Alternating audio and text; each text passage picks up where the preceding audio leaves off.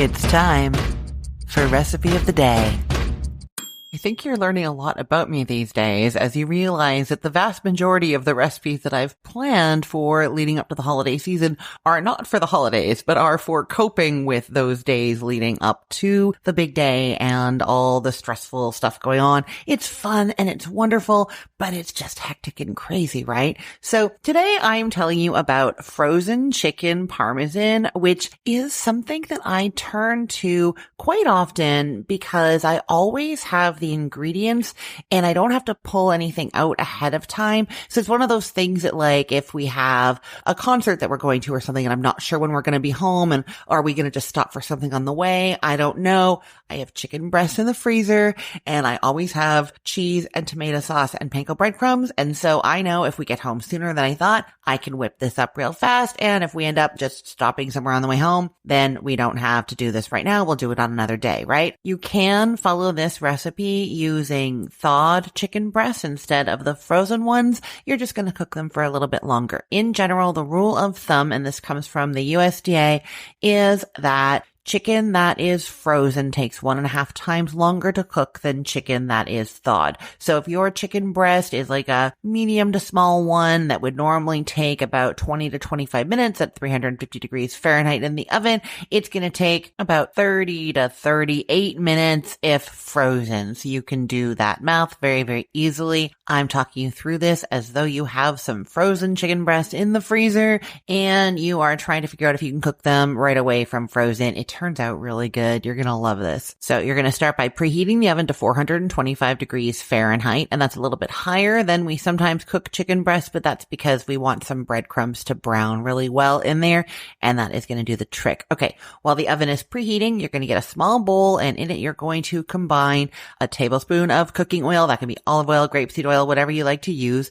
along with 1/3 of a cup of panko breadcrumbs, 1/2 teaspoon of salt, 1/4 teaspoon of black pepper, 1/4 teaspoon of garlic powder, and 1/4 cup of grated or shredded Parmesan cheese.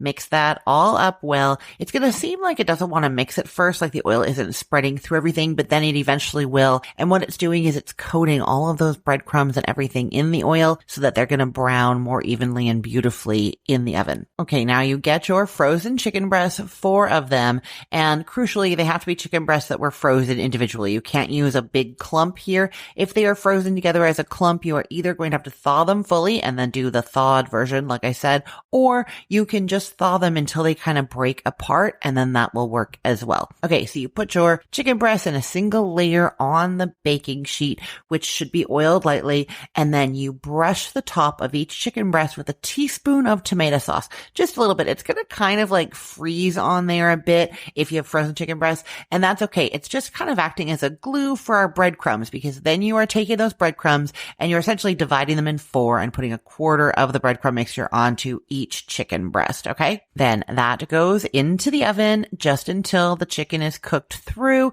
You want to use an instant read thermometer here because you're dealing with frozen chicken. You just want to make sure that you are safe. So it's 165 degrees Fahrenheit is what we're looking for. It's going to take between 30 to 40 minutes to get there. If your breadcrumbs start to brown too much in that time, you can tent them lightly with foil or turn the oven down a little bit. I have not had that problem, and nobody in the comments has said that either, but it occurs to me that at 425 degrees Fahrenheit, if your oven is off just a little bit, and if the chicken is taking towards the longer end of that, you might end up with a little over browning. See what I mean? Okay, once that chicken is to temperature, and you can actually take it out at 160 degrees Fahrenheit because it will continue to rise in temperature during these last steps, so that's fine too.